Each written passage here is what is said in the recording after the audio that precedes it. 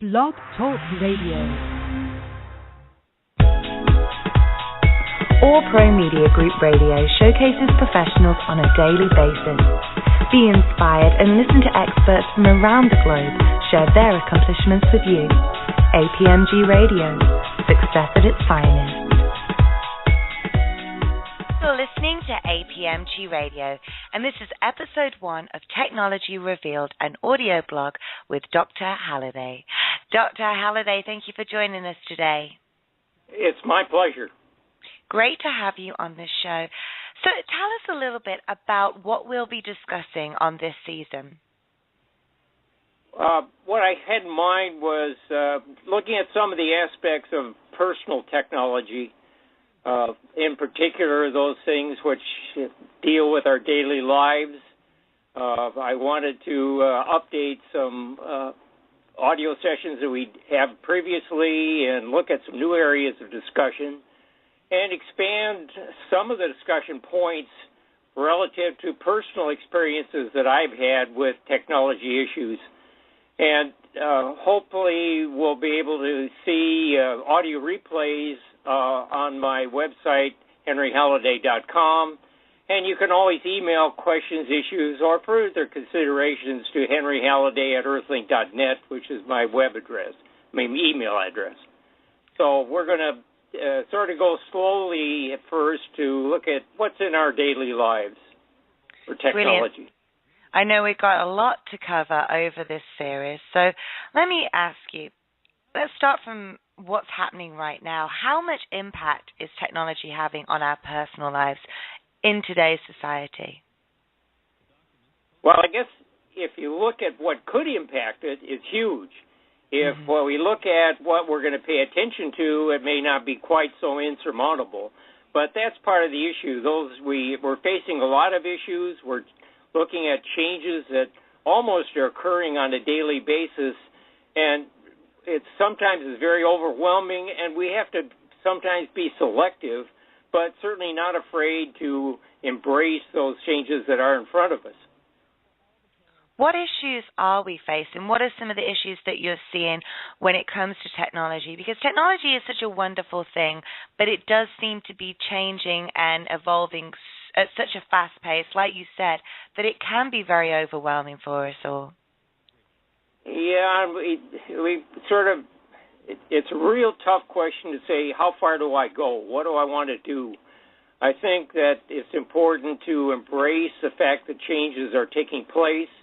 We have to realize that some are going to be important to us, some are not. We have to do sort of our own filtering, but at the same time, take those areas that you're comfortable with and work outwards from that to expand your knowledge and your interest.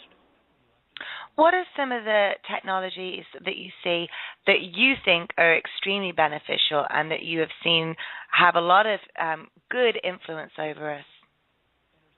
Well, we'll go into that a little bit. We have our further discussions in terms of those things which are directly influenced to our lives today, credit, shopping, entertainment, our key areas that we're all influencing with, but obviously our cars, our vehicles in general, and how we support security in our home and elsewhere. How do you see it all changing in the future? I know this will be something that we cover on maybe a later episode, but just to get an outline of this, what do you see taking place? Let's pick cars, for example. How do you see them progressing in the future? Well, it depends on who you want to look at. If you want to look at what the car manufacturers want to do, there's going to be significant changes in those. Political and safety and legal issues may curtail that a bit, but we're going to see smart cars, much smarter than they are today, taking over more of our transportation issues in general, I believe.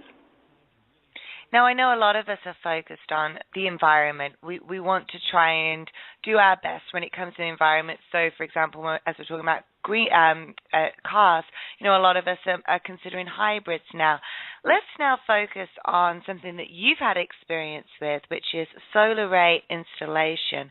Tell us a little bit about this and what it is. Well, obviously, from a green environment and also from an economic standpoint, it makes sense to try and take advantage of energy that's there all the time, which is not there, but during the day, for instance, or many hours in different locations. And it does help decrease the amount of greenhouse gases that are being emitted by the fact that we're burning coal, we're using other energy that impacts our environment, and solar energy is now getting to the point where it's economical enough to be considered for the home. And I think I'll go into that a little bit and exactly the details that you want to look at if you have that in mind. And what made you decide to incorporate this into your own home? Because of one, the economics are a lot more reasonable today. The technology's had some time to mature. Mm-hmm. The structure of the power companies is now recognizing this is influential, so they offer incentives. So there's incentives economically to go ahead. There's a practical aspect that it decreases your demand, the home's demand, and also saves money in the long term.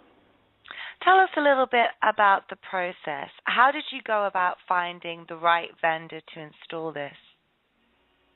Well, that's part of my engineering background is that it's always important for a major expenditure to look for contractors who are in the business and give them a chance to respond to your need and see what their expertise is, both engineering and economically, to understand all the factors involved that impact a house.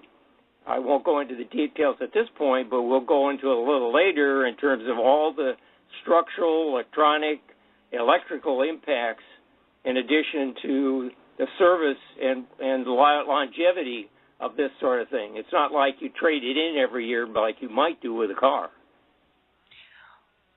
Do you think that everybody, all homes are suited to this new technology, or are there particular homes that this would work better in?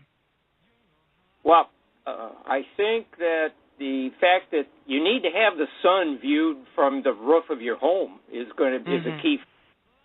But initially, I had a lot of concern, and others have had, that if we're in the northern latitudes, like where Seattle, that I'm living in, that there's a lot of clouds and you don't get as much sun. But it's not true that just because you have clouds, you don't get any help from the sun. And this technology has got to the point where it's still economically feasible to have, even in the North countries. And I think we'll talk about that a little bit later. I know we're going to go more into the installation process of what you experienced when you chose this technology. What are some other technologies that we can incorporate into the home that are beneficial when it comes to being economical and also environmentally friendly? Are there anything that you can think of off the top of your head? Well, yeah, the other thing I've implemented is a video security system within the home to give me some sense of what's going on if I'm not there, also from a protection standpoint. I think that we're also seeing that the means of employing sensors in the home to know what's going on and control lighting, sensing of carbon monoxide and smoke, is important. We'll talk about that later. And also from the human body standpoint, I've been involved with measuring what's happening in the human body from a dietary standpoint, from a physical standpoint, through body composition measurements, and interface with the Internet. I know that there are so many things out there and so many ways in which we can improve our lifestyle as we incorporate these technologies. You had spoken earlier about the maturity of specific technologies. I think we were talking about the sort of solar installation, and you had said, that it has had time to mature. When a new technology comes out, what advice do you have for people in order to kind of track how it develops? Because a lot of the time when something comes out on the market, it does take time. There are tweaks, there are things that will need to take place with a product before it actually reaches that perfect level. So what advice do you have for a customer? Oh, well, I think it used to be the only way we get information is with newspapers and magazines. But the Internet has changed the availability of information on, one, what are the manufacturers doing? Two, what are the personal responses? People are now blogging, just like talk radio. Mm-hmm. They're also communicating versus the other Twitter and Facebook and so forth. And so it's important to do a little bit of filtering. You can do searches on the web, which are very effective. And it's also important to look what's in the written magazine sometimes. They can have you more help. So if you're interested in a particular technology, do a little bit of searching before you jump into it. See what other people. There are always those people who will do the first of anything that comes out. and take risk. There is certainly risk. And there's also not just risk technically, but also financially.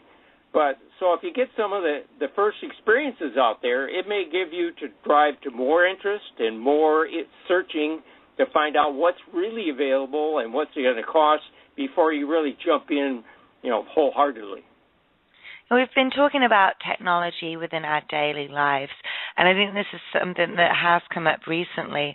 At what stage do we go past the kind of line where it's great to have this technology, but now we're starting to invade on privacy because everything is so accessible? What would you say to that?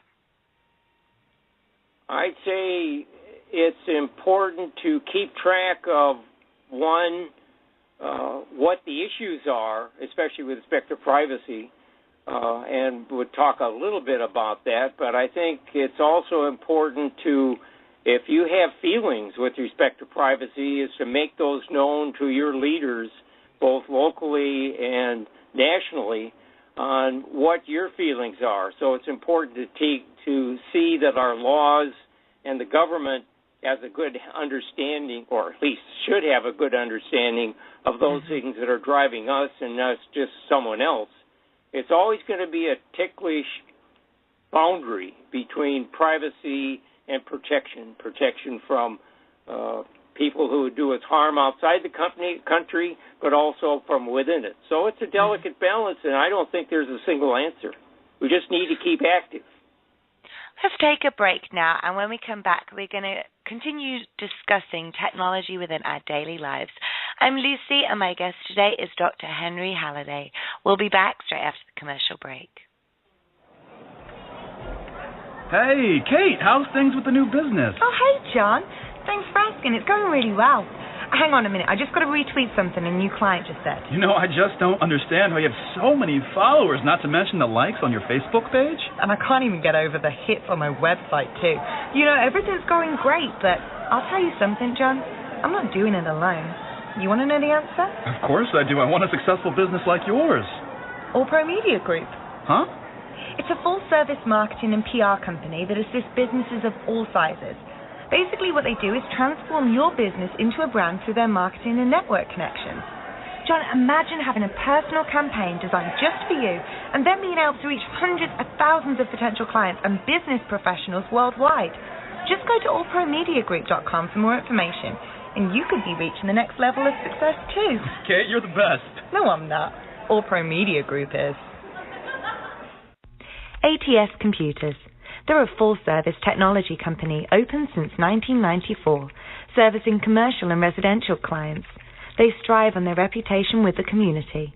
Their website is www.atscomptech.com, and their number is 631-474-467. Where can you buy unique and beautiful gifts that will be remembered forever? Or can you buy the friend who has everything? Well, it's simple, and it's only a click away. Just go to rageandeden.co.uk for a selection of worldwide Gothic and fantasy art from world-leading artists. Choose from the exquisite figurines, chic jewelry, amazing prints, or even one of the trendy t-shirts that are bound to make a statement wherever you go, even if it is just to the local supermarket. Visit rageandeden.co.uk. Every garden has a corner in the shade.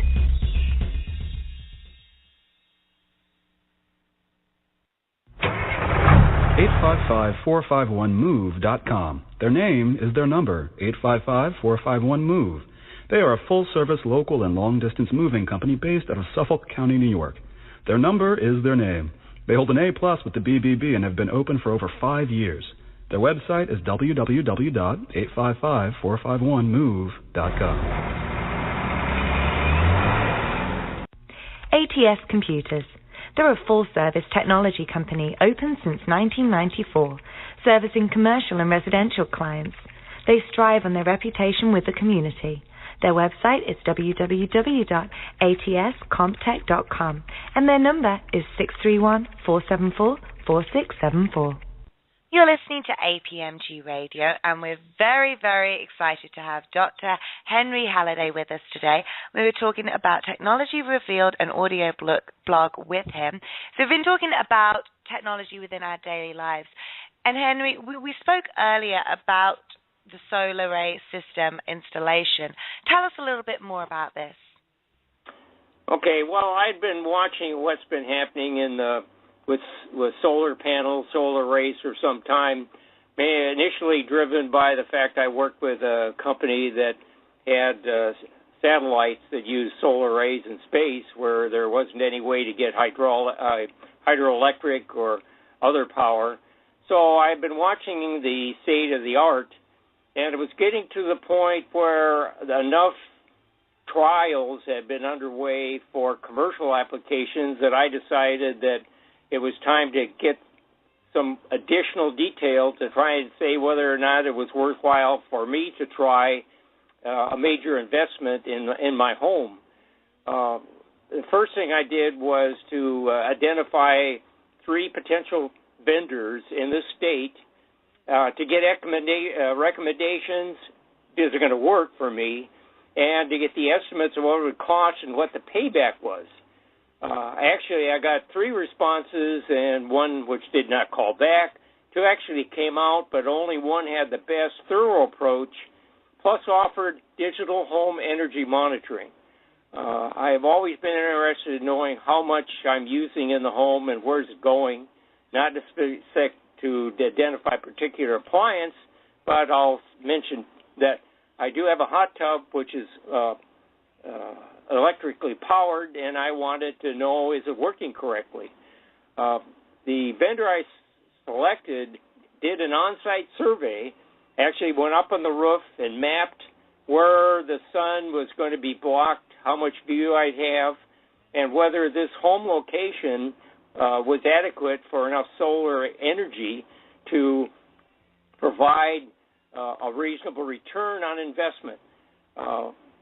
This is very useful. They actually could use Google Maps to find my home, to do a preliminary survey of the surroundings of the homes to make sure there was not blockage. But actually, when they went up on the roof, they had a device that allows them to determine how much sun I'm going to be seeing during the day, which is part of the equation to determine the economic return of putting solar arrays on the roof. They also measured the roof to see how many panels I could have.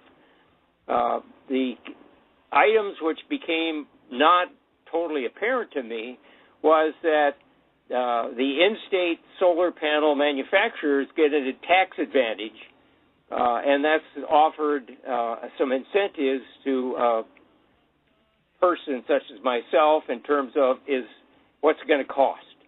There are also some tax breaks that are currently being offered by various states and by the federal government. The federal government gives a tax allowance on your income up to, currently it's 30% for the expense of having a solar array installed. It's also possible to have part of the array providing hot water. In my case, I decided, don't need to do that because I'm using gas, which is already essentially a third of the cost of electric heating. So I decided that isn't necessary. But I did want to have net metering. What that means is that the excess solar energy that's output during the year is provided back to the power company, and you get credit for that. Obviously, depending on where you live and how much sun you get, does determine how much you can provide back to the power company.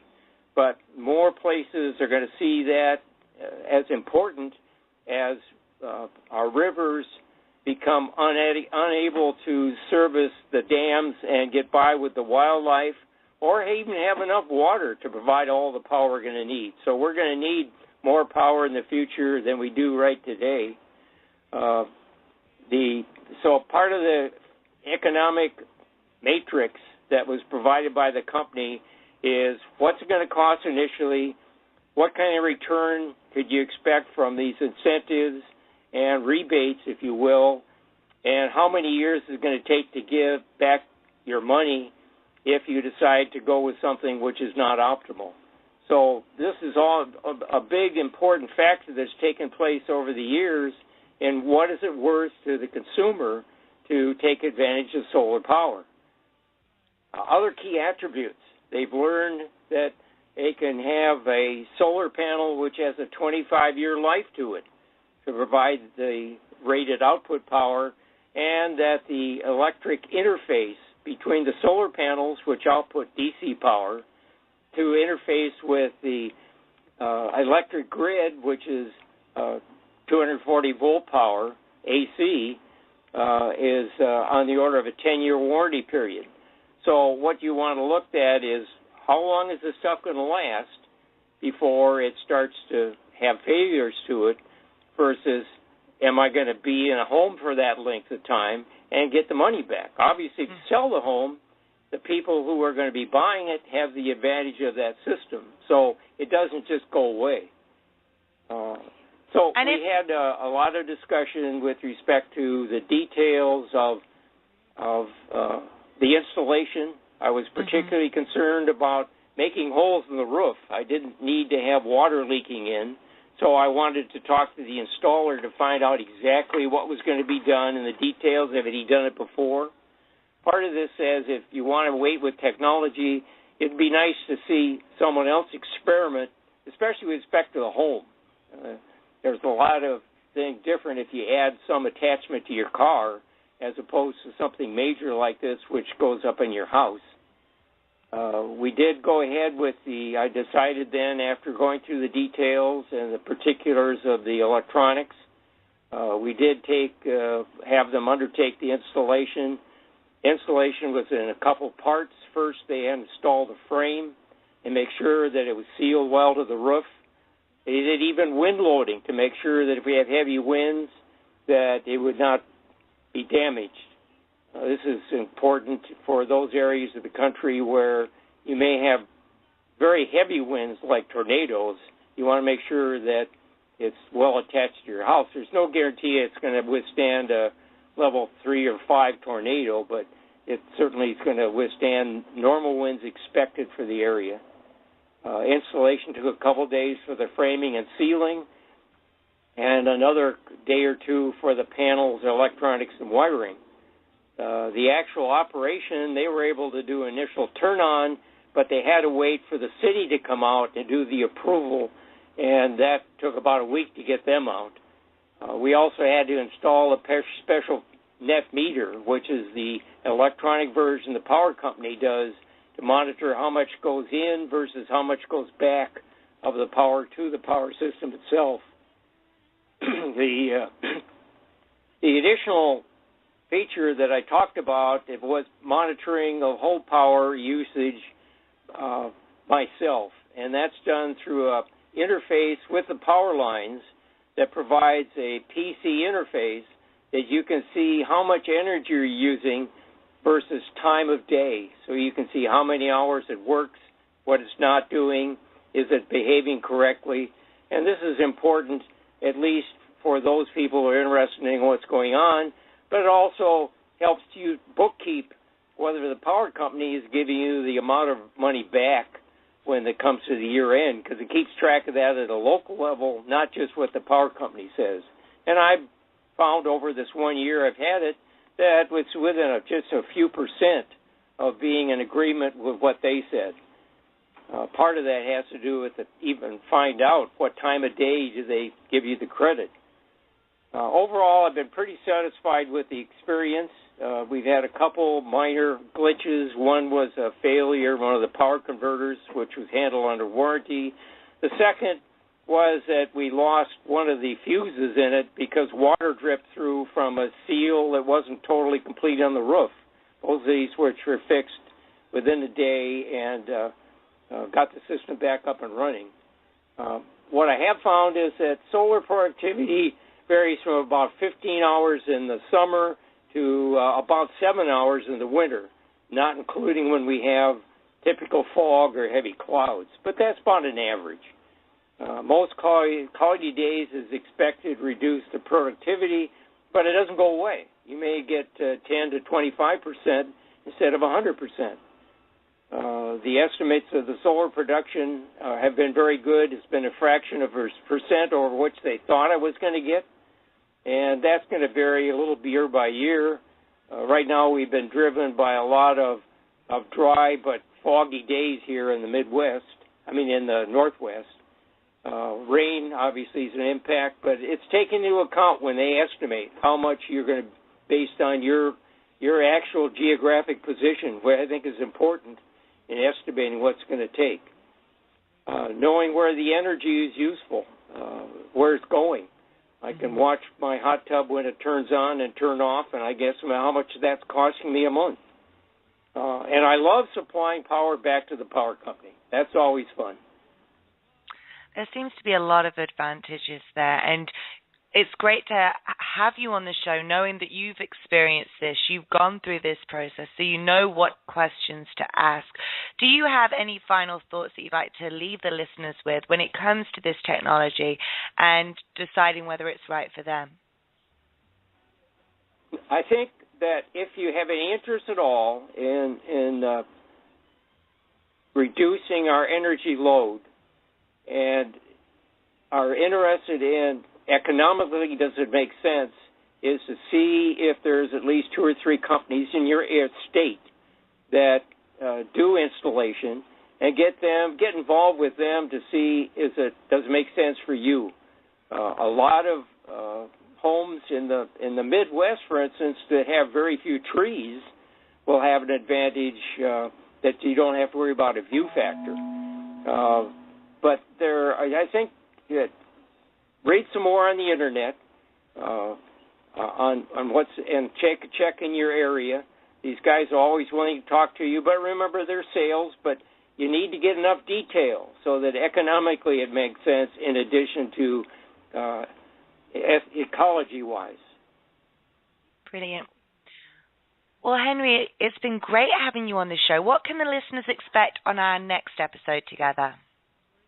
Well, we're going to talk a little bit more about personal technology. As you mentioned earlier, we've got to talk about transportation, home security. I've got some experience working with home video cameras and the Internet that I'd like to relate.